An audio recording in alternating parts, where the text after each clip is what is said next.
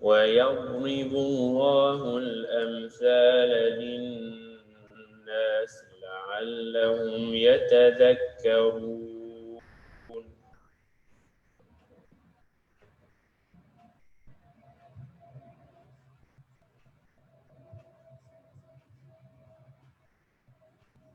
Assalamu alaikum wa rahmatullahi wa barakatuhu, my dear brothers and sisters. Welcome to day 2 of Quranic Parables, inshallah ta'ala. I'm your brother Abu Yusuf, and also we have here Ustad Saf. Assalamu alaikum, Ustad Saf. How are you doing today?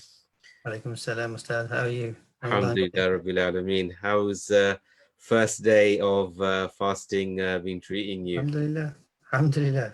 Alhamdulillah. It's going good. It's going good. So brothers and sisters, as usual, if you could kindly share and invite others to join this daily show that we have on the Amthalul Quran, the parables of the Quran. And inshallah ta'ala, it's going to be short, sharp, 15-20 minutes max. And you can watch it now, watch it later, and share it with your friends and family. And as we've mentioned, the month of Ramadan is the month of revelation, month of the Quran. And we have decided that throughout this month, inshallah ta'ala, we will be going through some of the amthal, some of the parables in the Quran, as Allah subhanahu wa ta'ala has mentioned, وَتِلْكَ الْأَمْثَالِ نَضْرِبُوهَا لِلنَّاسِ لَعَلَّهُمْ يَتَفَكَّرُونَ, that we have struck parables for people, for mankind, so that they may actually reflect. And inshallah ta'ala, today's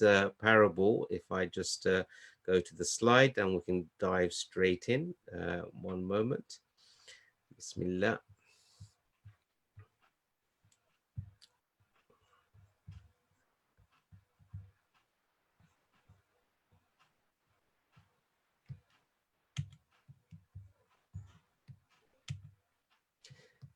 So today's parable is a true return on investment, and this is the verse in Surah Al-Baqarah, verse 261.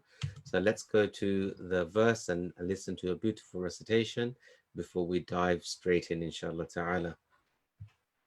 مثل الذين ينفقون أموالهم في سبيل الله كمثل حبة أنبتت 7 سنابل في كل سنبلة 100 حبة والله يضاعف لمن يشاء والله واسع عليم. Sadaqallahu al-Azim. So the brief translation of this verse from Surah Al-Baqarah, verse 261. Allah subhanahu wa ta'ala, in the translation, says, those who spend their wealth in God's cause are like grains of corn that produce 7 years, each bearing 100 grains. God gives multiple increase to whoever he wishes. He is limitless and all-knowing.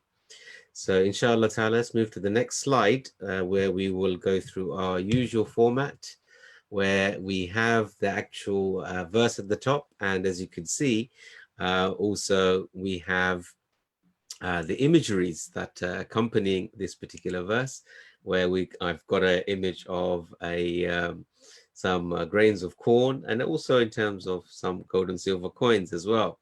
So obviously this parable is really fundamentally linked to encouragement of spending in the way of Allah, a true investment. Ustad Saf, let's just go through very quickly the simile components, and then we can go into some reflections, inshallah ta'ala, on this verse.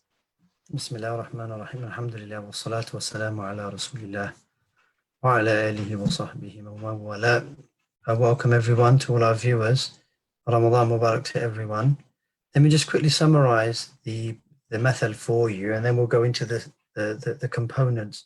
So Allah in this noble ayah compares the believers, which we're hopefully going to break down now, compares the believers who spend in Allah's way, the mutasaddiq, the one who spends in Allah's way, to be like those who harvest crop And each money, each monetary sadaqah they give is compared to a seed that multiplies. So the point being really is that if the believers spend in Allah's way, the act of charity will be multiplied in reward, just like an exponential crop yield. So that's the basic summary of this simile. So let's go through each part. So by now, I think you're familiar with the term al-mushabbah. So the likened, the mushabbah, here in this ayah karima, are the believers, الَّذِينَ يُنْفِقُونَ أَمْوَالَهُمْ فِي سَبِيلِ اللَّهِ. So Ustad has highlighted it. You can see as a circle there. I think it's a green circle. Green circle, yes. So al-mushabbah bihi, who are the believers compared to? They're compared to ears of corn that multiply their seeds or their kernels. So that's the mushabbah bihi. So they're compared to that. That's what they're likened to.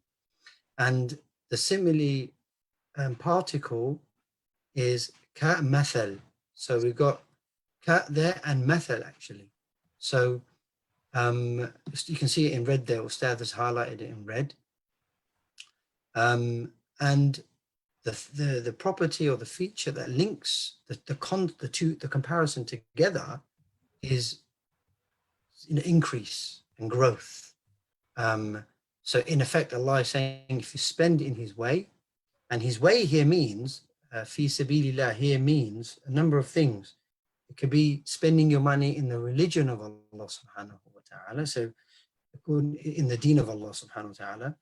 It could be for material struggle or jihad fi sabilillah, and that's the immediate meaning that most of the mufassirun give. The third meaning is to spend in order for the sharia of Allah subhanahu wa ta'ala to be raised and implemented. So these are the three meanings. That's really interesting. Before we sort of delve into that, I was just thinking about this method that Allah subhanahu wa ta'ala is actually comparing spending in His cause with like grains of corn that produces 7 years. I mean, obviously, contextually, this is a Madani surah revealed in Medina, primarily an agricultural society. Definitely. In terms of, the people that were involved in agriculture. I mean, compared to, for example, Meccan society, which was more commercial, and Medinian society is more agricultural. So it's really addressing a common reality that everybody could actually appreciate and understand. So now in our reality today, in terms of spending in the way of Allah, I mean, many of us are not farmers. Many of us probably haven't been to a farm or haven't seen a grains of crop or involved in the process of harvesting. We don't have any of those experience. We have different experiences. We live in a different commercial social reality. I mean, what would be a good kind of similar comparison to the issue of spending compared to grains, seeds of grains that's been grown? I mean, today, we might be, I don't know, entrepreneurs, or we might be involved in and all sorts of different types of business. Yeah, the media example was relevant for the audience, wasn't it? Yeah. Yes. But the point to take away is, this is what makes similes or parables so beautiful. You got to transcend the words to a certain extent as well. So yeah, in our context, it will be the point is about investment. How do you get return back? That's the concept. When you give, let's say, a certain amount of money, how much you get back in return. That's the issue. And Allah saying, if you spend in my way, then you will get your returns back. Wallahu yudha'ifu liman yasha. And here, Allah will multiply in as much as He wants. There's no quantum. So it could be 770, 700, I mean, 7,000. so I mean, today, you know, Muslim might be in different types of business. Somebody might be in terms of building a property portfolio, right? In terms of buying and selling properties. Somebody might, you know, have a restaurant, or somebody might be involved in different types of trade. So here the appeal is Allah subhanahu wa ta'ala has taken a predominant situation at their time. So today the appeal would be our modern context of making money. And I guess the main thing is here is there is a message here, which is that Allah subhanahu wa ta'ala, he compared spending in his way with habbatin ambatat sab'a sanabila fi kulli sumbalatin mi'atu habba, right? So Allah subhanahu wa ta'ala compared it with that spending in his way is like grains of corn that produce 7 years, and each bearing 100 grains, right? So it's basically, you know, 700. So if you spend, you know, 1 unit of something, then Allah subhanahu wa ta'ala will multiply it by 700, right? So the interesting thing, one of the things that, you know, we were just talking before here, this mathal that Allah subhanahu wa ta'ala says habbatin ambatat is the habba, the grain of corn that produces. So but we know ultimately the one that actually produces the corn is Allah subhanahu wa ta'ala. The haqiqa sort of cause, the real cause is Allah subhanahu wa ta'ala. But here there's a metaphoric cause that's been attributed to the production of corn to the habba itself. Right, I mean, right. this is it's interesting use of language. I mean, definitely, that's known as isnad al-fi'l, where you attribute an action to something that doesn't normally act. You see it, but you do it in a metaphorical way. So it's called majaz aqli. You know, you're doing it in a way to heighten the point that you're trying to make. But in addition to the point you made, there is another literary feature here, and I think maybe some of our viewers have picked up on it. That is that a charity is not a living thing, is it? It's not a physical thing. Concept, yeah. It's an abstract concept thing. That's right. So by Allah making charity sadaqah compared to not charity but spending in his way, sorry, you know, that monetary spending in his way compared to crops, he's personifying the monetary. Absolutely. Spending. To make it tangible. Tangible. That's yeah. To make it because concrete. Because when the farmer make it attainable, but to make it I understand. When the farmer is actually, I mean, obviously it's the farmer that's sowing the seed, right?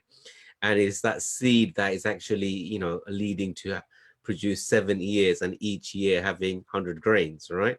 So it's and that's something tangible which people can appreciate. The farmer can appreciate that. We can appreciate that.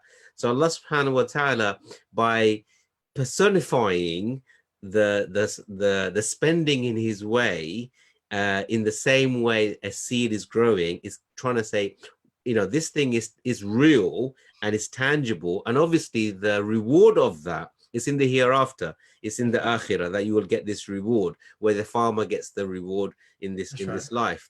So it's a very interesting way of making something abstract but making it tangible in this particular mathal, and using this this language. It's the whole point. Is for encouragement, isn't it? That's the gharad of the tashbih, the aim, as we always mention, isn't it, every lesson, that the aim of this comparison is for encouragement and motivation. You know, so to motivate the believers to spend in the cause of Islam, and showing that the reward is attainable and tangible, and the reward is with Allah, and it's going to be incalculable. Absolutely. Anyway, so last slide, inshallah, which is the reflections. I mean, there is this verse is often cited for, in order to encourage Muslims to give in all terms, all sorts of causes in terms of charity. I mean, this is a famous sort of, you know, call to action in the masajid and so forth, in terms of, you know, spending in the way of Allah subhanahu wa ta'ala. But in terms of reading, the circumstances of revelation, and also the expression fi sabilillah, which is a very important expression that's been in the way of Allah. I mean, I was reading in terms of the asbabun nuzul, I mean, without going into details, that this was, a call to Muslims. In some narration mentions that, the Battle of Tabuk, where it was the army of difficulty and hardship, and there was a call to arm the army of Islam in order to meet the enemy, to carry Islam, defend Muslims. So the original context of this is been in terms of carrying Islam, fighting for the sake of Islam. That's one meaning. And I think one of the key meanings of fi sabilillah here is in the way of Allah. And I think we'll touch on that. The Mufassirin usually mention, one of the primary meaning of this is, fi jihad, jihad fi sabilillah, jihad in the way of Allah subhanahu wa ta'ala, i.e. fighting for the cause of Allah subhanahu wa ta'ala. And also others have mentioned also general spending in terms of good causes as well. So that those two meanings are there. But what is interesting today is that, the meaning of in the way of Allah has really lost its original and significant meaning of, Muslim ummah through a state, through a system, through a nizam, arming its army and providing provision supplies in order either to carry Islam to the world or to defend the Muslims. And this is what the meaning of spending in the way of Allah had, that original meaning, and that seems to have been lost. Well, yeah, if to reflect on our own times, as you just mentioned quite importantly, fi sabilillah, spending in the way of Allah's deen, that's one of the meanings, right? So how do we then spend in the way of Allah's deen? Well, we spend in our times now, we're not living under the deen of Allah subhanahu wa ta'ala as it was originally intended, though, isn't it? We're not living under the sharia of Allah subhanahu wa ta'ala in its entirety, in the way it's supposed to be implemented. So fi sabilillah, so spending in the way of Allah would be to spend our wealth, even ourselves actually, towards the struggle to live by that path of Allah subhanahu wa ta'ala. Can you see? Which is living the path of the Sharia of Allah. So it's very, very important for us to reflect on that when we're spending our money in the way of Allah. Yes, it does have jihad as one meaning, but it also means to help the deen of Allah subhanahu wa ta'ala, to give your money in the way of helping Allah's deen. Helping Allah's deen means to live by it. So, I mean, what is interesting is that if you look to the Muslim world, Muslim world is not by any means lacking any resources or any riches. It's full of riches and full of resources, and yet the Muslims, we can't actually spend all those riches and all those wealth in the cause of Allah subhanahu wa ta'ala, because we don't have a system, we don't have a leadership that will take the wealth of the Muslims and spend it in the way of Allah subhanahu wa ta'ala. In fact, what we find is the opposite. We find that our regimes in our countries, they will use our money in order to fight Islam, or in order to divert the attention away of Muslims from implementing Islam. In some cases, aid and abet in the atrocities and killings carried out by the enemies of Islam. They will use our wealth against Islam. And I think, one of the key things to think about from this parable is that, spending in the way of Allah subhanahu wa ta'ala, that we need to have a sincere leadership that will be in charge of the wealth of the Muslims and will spend the wealth of the Muslims in the interest of Muslims and in the cause of Allah subhanahu wa ta'ala. And today we see our wealth is being squandered. I mean, we are aware of, the rich sheikdoms and the princes and the kings and the presidents, and how they squander the money of the Muslims, put it in their own private, bank accounts or offshore accounts and so forth. Muslims are fully aware of that. So, although as individuals, by all means, we need to give as much as we can whatever we have. But our individual effort is not comparable to our collective power or economic power that we will have if we had a leadership that could harness all of the resources of the Muslims so that it is spent in the way of Allah subhanahu wa ta'ala. Sure. Yeah, no, I think that point is very, very important. And, and this, we hope that, these parables get us to think widely about, open up, the scope of, our reflection. So, yeah, I think that's important. That's what you mentioned. And that is, our viewers, and maybe it's a take-home point to think about. I think you had an interesting quote from one of the Mufassirin that actually mentioned about this issue of fi sabilillah. Well, they said that Al-Asam, in the tafsir of Al-Lubab of Ibn, I think it's Ibn Adil al-Hanbali, he mentioned that Al-Asam, he said that one of the reasons behind this tashbih, this comparison, is ليرغبوا بالمجاهدة بالنفس والمال في نصرته وإعلاء الشريعة. So the whole point is to to spend in the way of Allah, to struggle ourselves in the way of Allah subhanahu wa ta'ala with our life, our wealth, in order to give nusra to the religion, to give aid to the religion in order to make the Sharia supreme. So at the end of the day, the money is for the purpose of ensuring that Allah subhanahu wa ta'ala's deen is implemented. Absolutely. That's the point. The money, and that I think is maybe, as you mentioned, you can't maybe losing that wider picture a bit sometimes. Yeah, I think so, because the other thing is today, charity and spending has lost its way in many ways. Yes, of course, as individuals and as Muslims, we give and we help those who are in need, but we need to put everything in perspective. Firstly, spending in the way of Allah subhanahu wa ta'ala is a societal effort, and it's organized by a state, and it's organized by a system. Unfortunately, today, failure of systems has resulted in a permanent what's the word, industry of charities, in order to backfill the failures of the system. I mean, that's a separate conversation altogether, but we as Muslims, we should really think of spending in the way of Allah subhanahu wa ta'ala in this context of a system organized by an imam who's taking the resources of Muslims and spending them in the interests of Muslims and for the cause of Islam.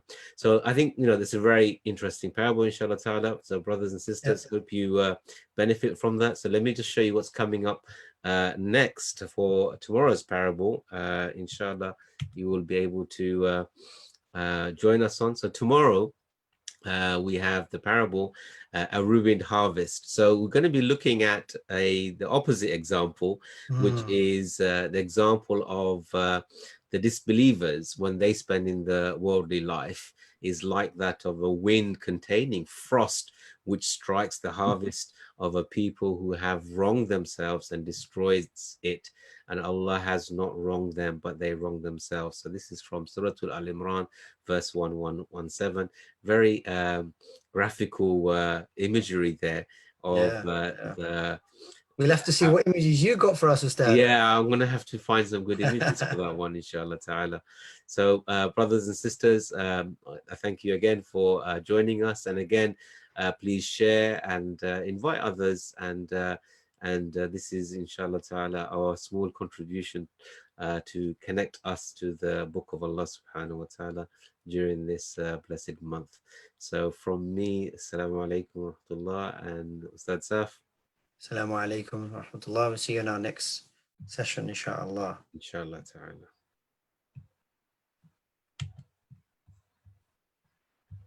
ويضرب الله الأمثال للناس لعلهم يتذكرون